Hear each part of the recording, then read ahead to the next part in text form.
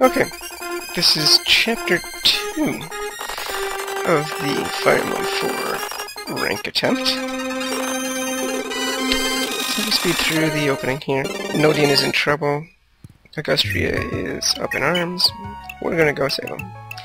So here, once again, I scroll through the unit list showing current stats and the like, and then I do a little bit of item management as well as the traditional start of chapter arena.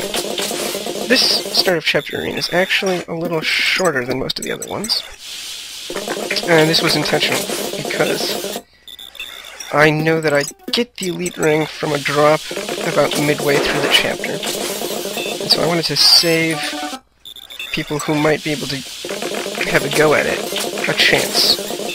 And I also wanted to save enough people so that the people I was having take a chance with the elite ring could actually make it all the way through with it. So I'll actually leave behind a few people in the castle afterwards, and they'll just be sitting, waiting around for the better part of the chapter, and then they'll get to do some things later. And it's about that where I actually make pretty much a big mistake, because I should have been using Deirdre to do some warping then, but in my first go-through I'd had all of my foot units go out and about, and I was still experimenting around before I realized I didn't leave enough people back to do some arena stuff. And so then I changed things up, but everything had gone splendidly until, you know, that one sees, so I didn't want to... Okay, so Lex just recruited Hoyland. The reason I had Lex get him is because Hoyland is a lower level than the person who takes his spot at the end of the arena later. And since the experience formula is based on the level enemy you defeat, Hoyland would then presumably give less experience for clearing the arena. Since Lex has elite, the decrease in experience there is not going to hurt him. That was the theory behind it anyway. But as I was saying, yeah, so I couldn't have Deirdre warp for XP because that would change when she gets her levels up and random numbers, and that would have thrown off the whole first half of the playthrough, and I didn't want to completely, you know, tinker around and try things out.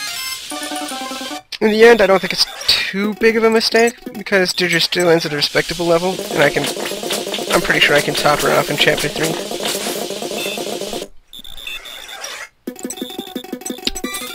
But I'm just saying, it could have been done better.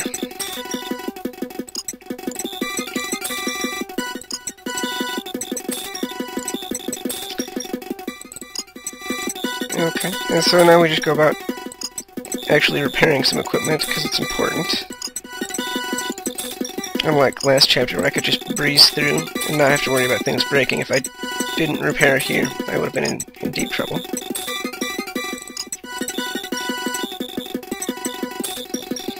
Now, I'd originally had Ethlyn buy that sword because I forgot that she gets a sword from Deirdre. But then I just kept it around because she ended up using it by accident, and the light sword that she gets, the light brand, has higher accuracy, and she would have hit when she would have missed, and it threw off some calculations.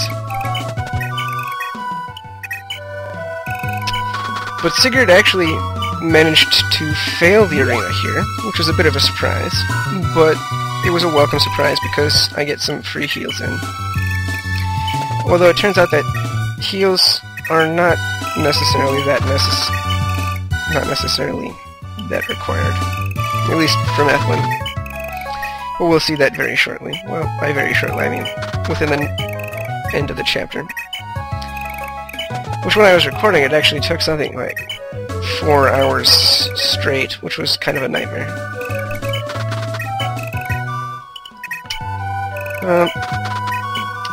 Here is just, you know, pile up and head off to save Nodian. There's nothing really special. You did notice that I left some of the people back in the home castle. I warned you about that beforehand.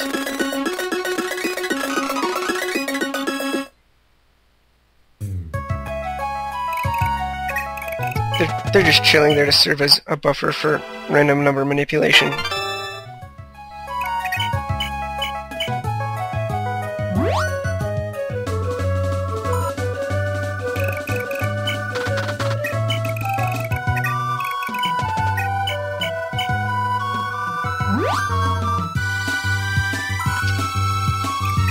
And so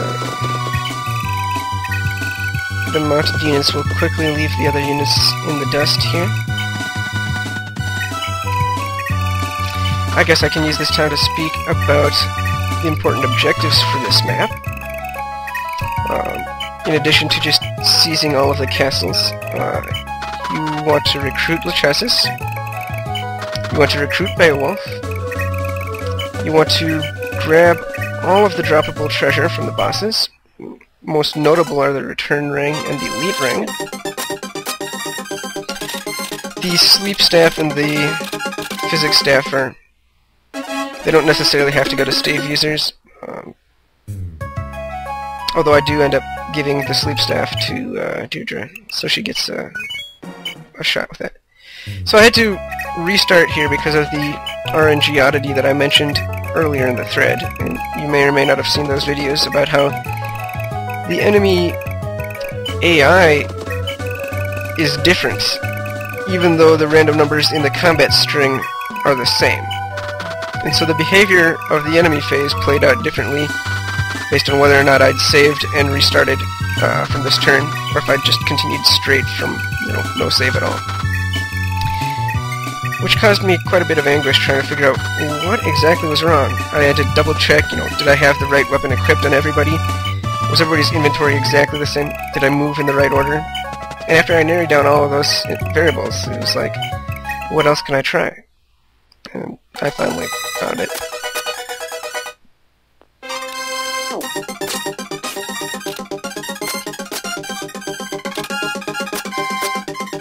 And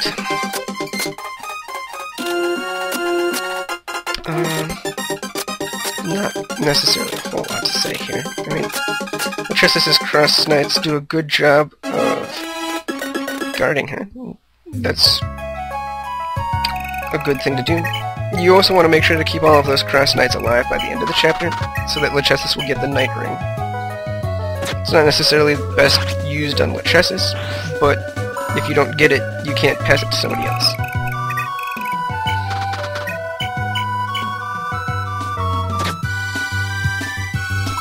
So this is me just trying to bust my way into the formation and save Lachesis here. As I do so, I, use Lex to just weaken, as per my normal. And, so Noish took that kill, and now Ethlin takes this kill.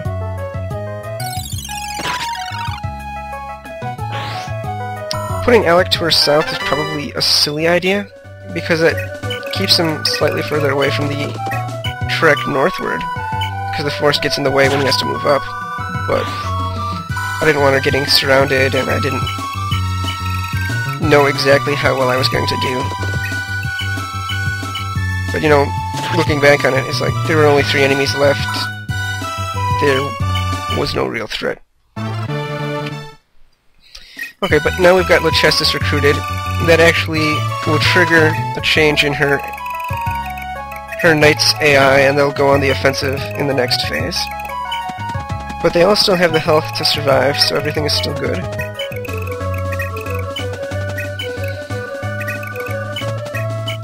And my tag-alongs tag along, and my stay-at-homes stay at home.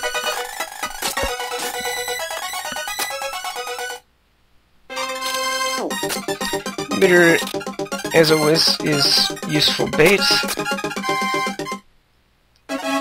And, alright, one other thing that I forgot to mention is that Elliot has the droppable Silver Lance, which at this point can only be used by one person, Quan, so Quan needs to make sure that he gets the kill on Elliot, which isn't too difficult to arrange.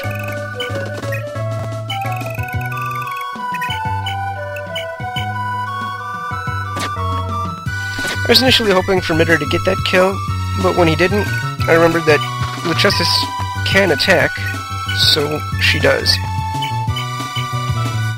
And so things probably worked out for the best there.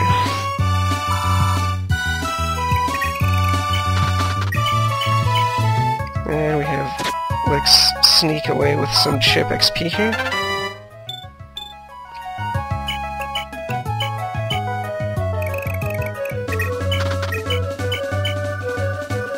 And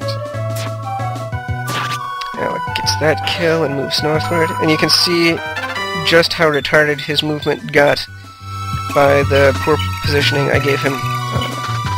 He's gonna fall like a good half turns length behind, or more. But in the end, everything manages to work, so it perhaps could have been done a little more better, but... So now we got the Silver Lance Quan's offense, which was already amazing, just became retardedly good. And Dew has a conversation with the Chessless. He gives her the Thief Sword, which she doesn't actually make use of in this chapter, but I'll definitely want to have it for when the Pirates of Ogre Hill are doing their thing, because pirates have a lot of gold on them that you can steal.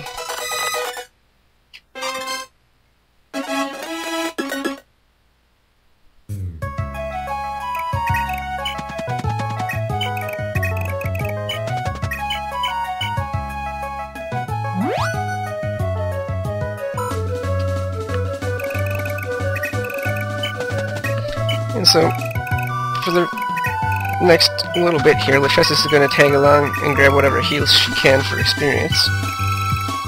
And I just move to the next batch of enemies. Ethlyn's positioning here was probably a dumb idea, because she gets hurt quite badly, and that forces me to take some emergency measures later on, which leave her behind the main bit of the group. But again, I roll with it because it ended up working.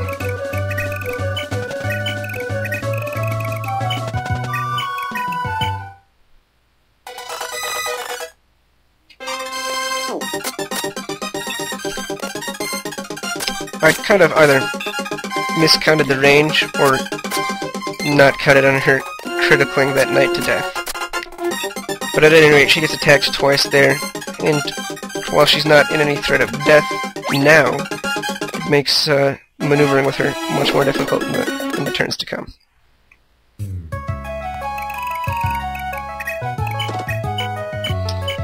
Okay, so as I mentioned before, the return ring is a droppable. It's off of this general here.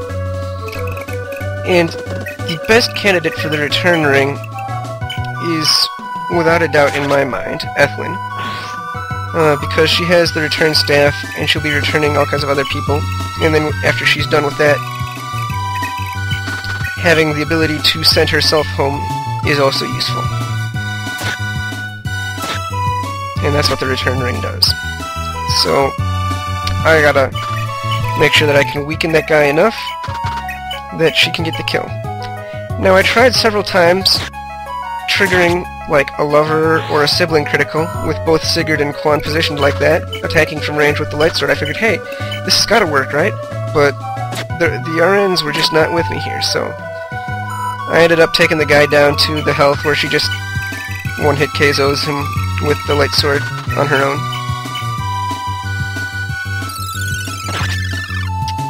And I also have them all canto into a very protective formation, because as you saw, she's at pretty dangerously low health, and I don't want to really risk her here.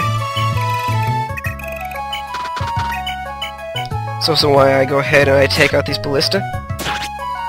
Now, ballista are super heavy, so Noisha's chance to charge is probably not as low as one might ordinarily think it would be. And then Finn can double them with no problems either.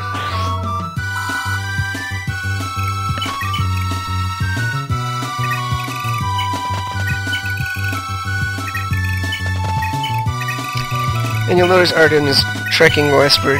He's got to go pick up the pursuit ring, which is, again, on a stranded, lonely peninsula that nobody would ever think to look at if it weren't for FAQs and other guides.